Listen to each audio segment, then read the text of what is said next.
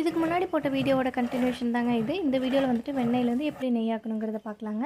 தயிர் சிலுப்பும் போது ஒரு டிப் என்னென்னா, நமக்கு வந்து குளிர்காலமாக இருந்துச்சுன்னா கொஞ்சமாக சூடான தண்ணி சேர்த்துட்டு சிலுப்புனிங்கன்னா சீக்கிரமாக வெண்ணெய் வந்துடும். அப்படி இல்லை வெயில் காலமாக இருந்துச்சுன்னா ஒரு 4-5 ஐஸ் க்யூப் சேர்த்துக்கிட்டிங்கன்னா வெண்ணெய் வந்து டக்குன்னு வந்துடும். போன வீடியோவில் சொல்லியிருந்தேங்க, வில்லேஜில் வந்துட்டு இந்த மாதிரி மத்தில் தான் தயிர் சிலுப்போம். அது எப்படிங்கிறத காமிக்கிறேன்னு சொல்லிவிட்டு அதுக்காக தான் இந்த வீடியோ ஆட் பண்ணியிருந்தேங்க. 2-3 நாள் எடுத்திருந்த வெண்ணெய் வந்து இருந்துச்சுங்க. அதை வாஷ் பண்ணிவிட்டு அதுக்கப்புறமா நெய்யாக காய்ச்சிக்கலாங்க.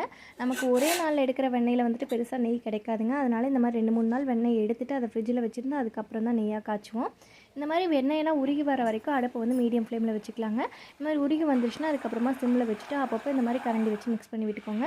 இந்த மாதிரி அந்த ஒயிட் கலர் பபிள்ஸ் மாதிரி வந்ததெல்லாம் அடங்கி நல்லா தெளிஞ்சு வர டைமில் நம்ம வந்து முருங்கைக்கீரையை சேர்த்துக்கலாங்க. ஏதாவது டவுட் இருந்துச்சுன்னா ஃபுல் வீடியோ செக் பண்ணி பாருங்கள், ரொம்பவே கிளியராக சொல்லியிருப்பேன். இந்த மாதிரி நல்லா பொரிஞ்சு வந்துருச்சுன்னா அவ்வளோதாங்க. அடுப்பு ஆஃப் பண்ணிவிட்டு நல்லா ஆறுனதுக்கப்புறமா வடிகட்டி வச்சு வடிச்சிட்டு நீங்கள் ஸ்டோர் பண்ணி வச்சுக்கலாம். 2-3 நாள் ஆனதுக்கப்புறமா இந்த மாதிரி மணலான நெய் மாதிரி சூப்பராக ஆகிடும். தேங்க்யூ.